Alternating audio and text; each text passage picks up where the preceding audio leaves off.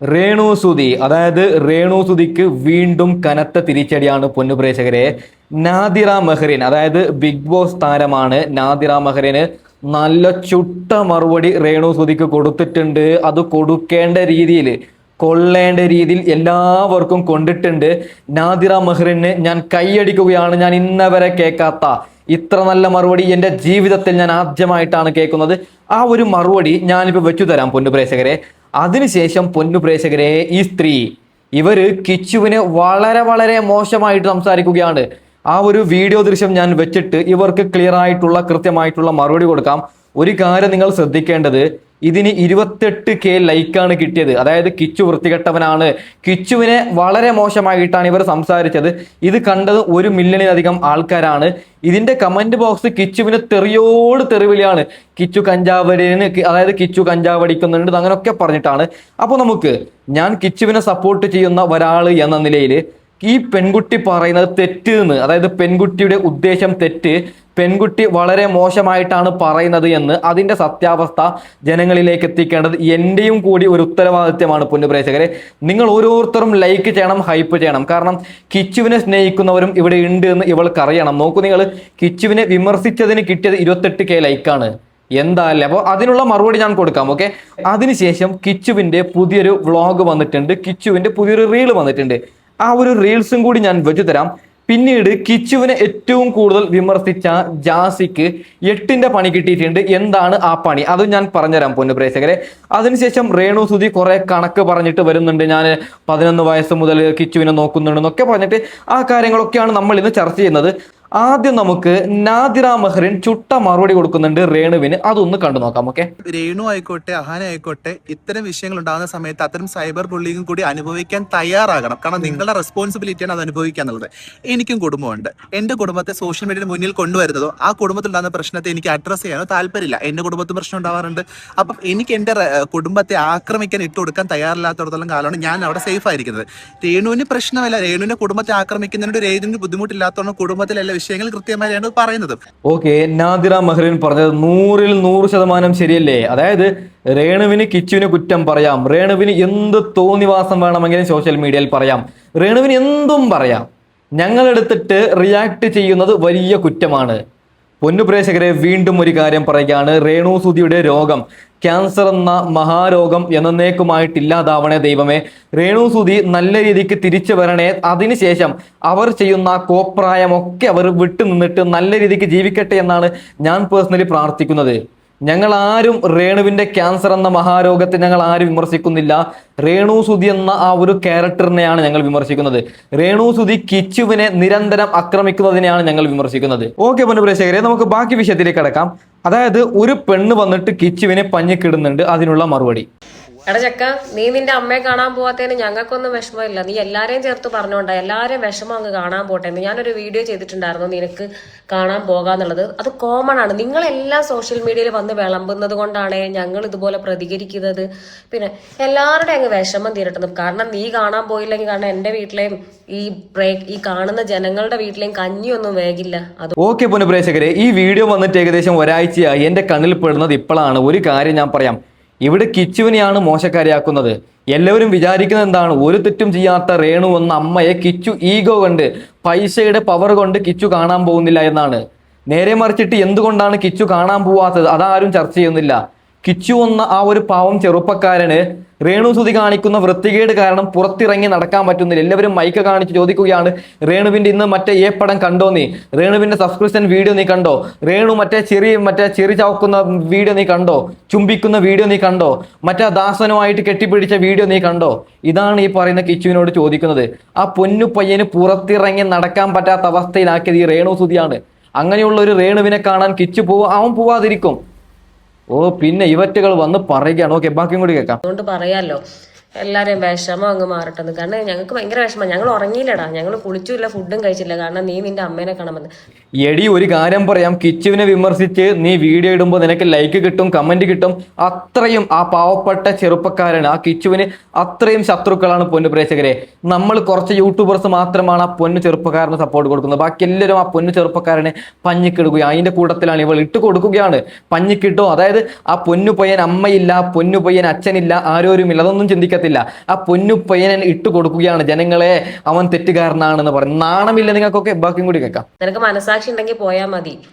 നീ വന്ന് സോഷ്യൽ മീഡിയയിൽ അമ്മ എനിക്ക് ജീവനാണെന്ന് പറഞ്ഞിട്ട് പണ്ടൊരു ഇന്റർവ്യൂ പറഞ്ഞിട്ടുണ്ട്. അമ്മ ഞങ്ങൾ എന്നെ അച്ഛനെയും പൊന്നു പോലെ നോക്കിയതാണ്. നീ പല സമയം പല കാര്യങ്ങൾ വിളിച്ച് പറഞ്ഞതുകൊണ്ടാണ് ഞങ്ങൾ ഇതൊക്കെ വിശ്വസിക്കുന്നത്. ഒരു കാര്യം പറയാം, അതായത് രേണുവിന്റെ സൂക്കേട് തുടങ്ങിയത് സുധിച്ചേട്ടൻ മരിച്ചിട്ട് 2-3 മാസം കഴിഞ്ഞിട്ടാണ് അവരുടെ സൂക്കേട് തുടങ്ങിയത്. അതിനു മുമ്പ് ചിലപ്പോൾ കിച്ചു പറഞ്ഞിട്ടുണ്ടാവും അമ്മ എന്റെ നല്ലതാണെന്ന്. ഇവൾ അരിഞ്ഞാടാൻ തുടങ്ങിയത് ഈ അടുത്തിട്ടല്ലേ? ഓക്കെ പൊന്നുപ്രേക്ഷകർ, ഇതൊന്നും നിങ്ങൾ വിശ്വസിക്കണ്ട. ഇവരൊക്കെ നമ്മുടെ കിച്ചുവിനെ ഇല്ലാതാക്കാൻ വേണ്ടി കച്ച കെട്ടി ഇറങ്ങിയവരാണ്. ഓക്കെ പൊന്നുപ്രേക്ഷകരെ, നമ്മുടെ കിച്ചുവിന്റെ പുതിയൊരു വ്ളോഗ് വന്നിട്ടുണ്ട്, പുതിയ വീഡിയോ വന്നിട്ടുണ്ട്. അത് വെച്ചു തരാം.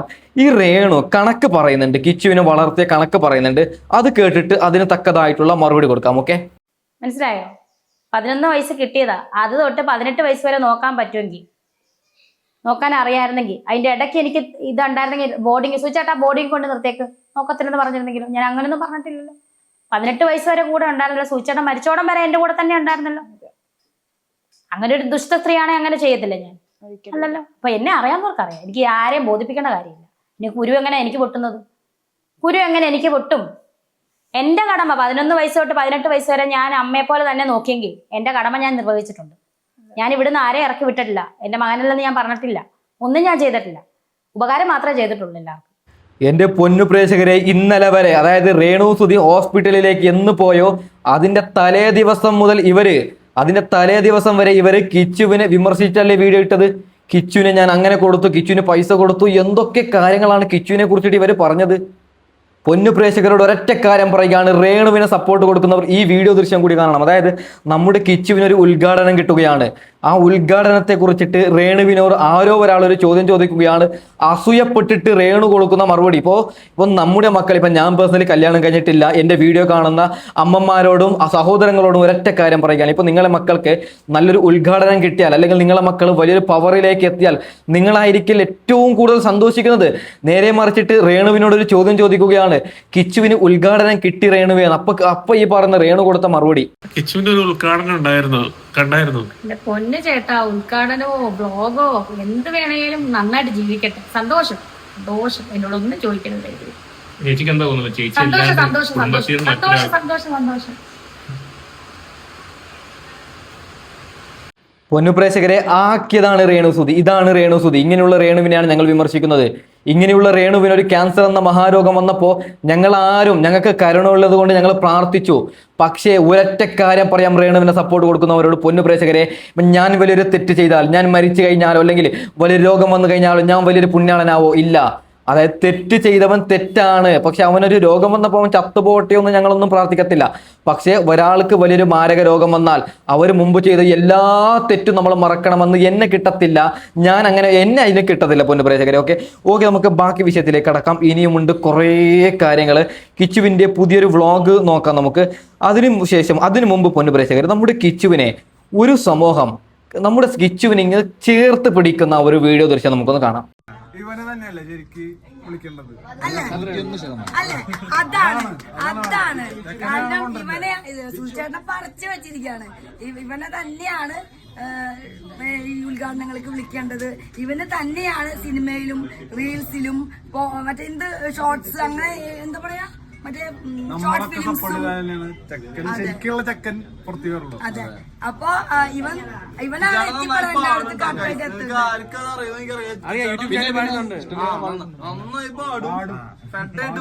ഇപ്പൊ നീ നമ്മുടെ സൂവിനോട് ഒരു പാട്ട് പാടി.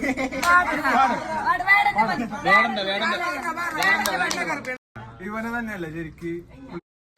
എന്താ അല്ലേ, ഈ കുടുംബത്തിന് ഞാൻ കൈയടിക്കുകയാണ്. ആരോരുമില്ലാത്ത നമ്മുടെ പൊന്നുമോനെ ചേർത്ത് പിടിക്കുന്ന ഒരു കുടുംബമാണ് ഇവർ. കുറേ വീഡിയോ കിച്ചു റിലേറ്റഡ് ആയിട്ട് ഈ ബിഷപ്പിനൊക്കെ തെറി വിളിച്ചുകൊണ്ട് ഇവർ രംഗത്ത് വന്നിട്ടുണ്ട്. നല്ല ഒരു ഫാമിലിയാണ്. ഈ ഫാമിലിക്ക് കിച്ചു എന്ന് പറഞ്ഞാൽ ജീവനാണ് പൊന്നുപ്രേക്ഷകരെ. ഓക്കെ, നമുക്ക് കിച്ചുവിൻ്റെ ഒരു വ്ളോഗും കൂടി കണ്ടിട്ട് വീഡിയോ വൈൻഡപ്പ് ചെയ്യാം. അതിനുശേഷം എനിക്കും ചില കാര്യങ്ങൾ പറയാനുണ്ട്. നമുക്ക് എന്തായാലും ആ ഒരു പുതിയൊരു വ്ളോഗ് ഒന്ന് കാണാം. 1450 രൂപ 50 പൈസ ഒരു ശരാശരി മനുഷ്യനുണ്ടാക്കണമെങ്കിൽ. എടോ, കാശ് ഞാൻ അയച്ചു തരാം. 1550 കിടന്ന് കുറയ്ക്കണ്ട. തന്റെ അഡ്രസ് പറ. നീ എന്റെ അമ്മമ്മയുടെ വീട്ടിലേക്ക്. എനിക്ക് അഡ്രസ് ഇല്ല. അതെനിക്ക് തന്നെ കണ്ടപ്പോഴേ മനസ്സിലായി. എവിടുന്ന് കയറി വന്നോ? എനിക്കിത് എന്നെ കിട്ടണം. 1450 രൂപ 50 പൈസ മുടക്കിയ എനിക്ക് ഇത് തന്നെ ഒന്നുമില്ല. എന്റെ അമ്മ കണ്ണിക്കണ്ട പോലീസുകാരോട് എനിക്ക് വയ്യ. കണ്ണിക്കണ്ട പോലീസുകാരോട് മുഴുവൻ എന്ത് വേണേലും പറയാം. 1450 രൂപ 50 പൈസ മുടക്കിയ എന്നോട് പറയാൻ പാടില്ല. നിർത്തോ, കുറെ നേരം തന്നെ തൊഴുന്നു. ഞാൻ എന്താ ഹനുമാൻ സമയം എഴുതിട്ട് പോടോ. അവന്റെ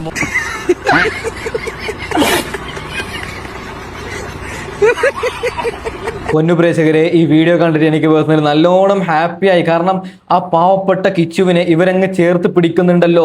ആ പാവപ്പെട്ട കിച്ചുവിന്റെ ഈ ഒരു വീഡിയോ കാണുമ്പോൾ നിരന്തരം സോഷ്യൽ മീഡിയയിലൂടെ ഈ പാവപ്പെട്ട മനുഷ്യനെ അറ്റാക്ക് ചെയ്യുമ്പോൾ അതൊക്കെ അതിജീവിച്ചുകൊണ്ട് അതിനൊന്നും മറുപടി കൊടുക്കാതെ ആ പാവപ്പെട്ട മനുഷ്യൻ ഇങ്ങനെ വീഡിയോ അപ്ലോഡ് ചെയ്യുമ്പോൾ സത്യസന്ധമായിട്ട് പറയുകയാണെങ്കിൽ മനസ്സിന് വല്ലാത്ത ഹാപ്പിയാണ് പൊന്നു പ്രേക്ഷകരെ. ഓക്കെ, ജാസിക്ക് 8ന്റെ പണി കിട്ടിയിട്ടുണ്ട്. ഓക്കെ, അതായത് ഒരൊറ്റ കാര്യം പറയാം, നമ്മുടെ കിച്ചുവിനെ എല്ലാവരും ഇങ്ങനെ ആക്രമിക്കുമ്പോൾ ഈ ജാസി ഇടക്ക് വന്നിട്ട് പറയുകയാണ് രേണു സുധി ഇഷ്ടം പോലെ പൈസ കൊടുക്കുന്നത്. അതായത് കിച്ചു നിരന്തരം രേണുവിനെ വിളിച്ചിട്ട് പൈസ ചോദിക്കുകയാണത്ര. രേണുവേ എനിക്ക് 500 താ, 1000 താ, 10000 താ, 20000 താ. രേണു സുധി ആ സമയത്ത് തന്നെ പൈസ കൊടുക്കുന്നുണ്ട്. കിച്ചു വലിയൊരു ക്രൂരനാണ്, കിച്ചു ഭയങ്കര രീതിയിൽ പൈസ ചോദിക്കുന്നുണ്ടെന്നൊക്കെ പറഞ്ഞിട്ട് കിച്ചുവിനെ പഞ്ഞിക്കിട്ട ആളാണ് ഈ ജാസി. ഈ ജാസിയുടെ രസകരമായിട്ടുള്ള ജാസിയെ കളിയാക്കുന്ന ഒരു വീഡിയോ ഞാൻ വെച്ചിട്ട് വീഡിയോ വൈൻഡപ്പ് ചെയ്യാം. ഓക്കെ, മുടികൊഴിച്ചിലാണ് എന്റെ പൊന്നു ഗൈസ്. നമുക്ക് വേറെ എന്ത് വന്നാലും നമുക്ക് സഹിക്കാൻ പറ്റും അല്ലേ? നമുക്ക് എന്ത് വന്നാലും നമുക്കൊരു വലിയൊരു ടെൻഷൻ ഉണ്ടാവില്ല. പക്ഷെ ഈ മുടി നമ്മള് കുളിക്കുമ്പോഴും നമ്മൾ നടക്കുന്ന സ്ഥലത്തും നമ്മുടെ റൂമിലും ഒക്കെ ഇതിങ്ങനെ കുറെ ഇങ്ങനെ കാണുമ്പോൾ നമുക്ക് ഡിപ്രഷൻ ആയിട്ട് ഓവർ ഡിപ്രഷൻ ആയിട്ട് നമുക്ക് ഉള്ള മുടിയും കൂടിയും പൊഴിഞ്ഞു പോകുന്ന ഒരു അവസ്ഥയുണ്ട്. അപ്പോൾ എനിക്ക് സത്യം പറഞ്ഞാൽ നന്നായിട്ട് മുടികൊഴിച്ചിട്ടുണ്ടായിരുന്നു. നന്നായിട്ട് മുടികൊഴിച്ചിട്ടുണ്ടായിരുന്നു പറഞ്ഞാൽ നിങ്ങൾ വിശ്വസിക്കില്ല ഗൈസ്, ഭയങ്കരമായിട്ട് മുടികൊഴിച്ചിൽ. വിശ്വസിക്കൂല ഗൈസ്. കാരണം എന്താ, തൊള്ള പൊളിച്ച നോണേ പറയുള്ളൂ. അതുകൊണ്ട് നിങ്ങൾ വിശ്വസിക്കൂല ഗൈസ്.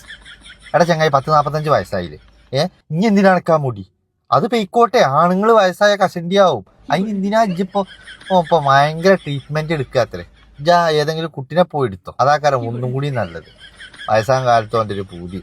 പെണ്ണുങ്ങളെ മുടി വളർത്തുന്നത് എങ്ങനെയാണ്, മുടി എങ്ങനെ വളരും, അത് തെളിയിച്ചാൻ വേണ്ടി ഇറങ്ങിയിരിക്കുക. പിന്നെ അവനിക്ക് ആകെ പറയാനുള്ള എന്താ അറിയോ, നിങ്ങൾ വിശ്വസിക്കുക അറിയില്ല ഗൈസ്. കാരണം എന്താ അറിയോ, വിശ്വസിക്കണം ഒന്നും ഇതുവരെ പറഞ്ഞിട്ടില്ലല്ലോ. അതുകൊണ്ട് നിങ്ങൾ വിശ്വസിക്കുകയാണെങ്കിൽ വിശ്വസിക്കും ഗൈസ്. ഓനിപ്പോ മുടി എങ്ങനെയാണ് നിലനിർത്തുക എന്ന് അറിയാൻ വേണ്ടിയിട്ടാ. എത്ര കാലം ഇത് നിലനിർത്തും? ഈ ജാതി ആ കൊലയുടെ കാര്യത്തിൽ തീരുമാനമാക്കി. മുടി നമുക്ക് പിന്നെ എന്തെങ്കിലുമൊക്കെ ചെയ്യാം. വല്ലാത്തൊരു ജാതി. ഓക്കെ, ജാസിയോട് ഒരു കാര്യം പറയാം. ജാസി എങ്ങനെ വേണമെങ്കിലും ജീവിച്ചോ, അരിഞ്ഞാടിക്കോ, ഒരു പ്രശ്നവുമില്ല. പക്ഷേ കിച്ചുവിന്റെ മെക്കത്തേക്ക് വരരുത്. ഇവർ കിച്ചുവിനെ കുറിച്ചിട്ട് വളരെ ഞാനത് വെക്കുന്നില്ല, ഇഷ്ടംപോലെ വീഡിയോ ഞാൻ വെച്ചിട്ടുണ്ട്. കിച്ചുവിനെ എങ്ങനെയൊക്കെ ദ്രോഹിക്കാൻ പറ്റുമോ അതൊക്കെ ഈ ജാസി ദ്രോഹിക്കുന്നുണ്ട്. ഓക്കെ പൊന്നു പ്രേക്ഷകരെ, ഞാൻ വൈൻഡപ്പ് ചെയ്യാൻ പോവുകയാണ്. ഒരൊറ്റ കാര്യം പറയുകയാണ്, നമ്മുടെ കിച്ചുവിന് നീതി കിട്ടണം.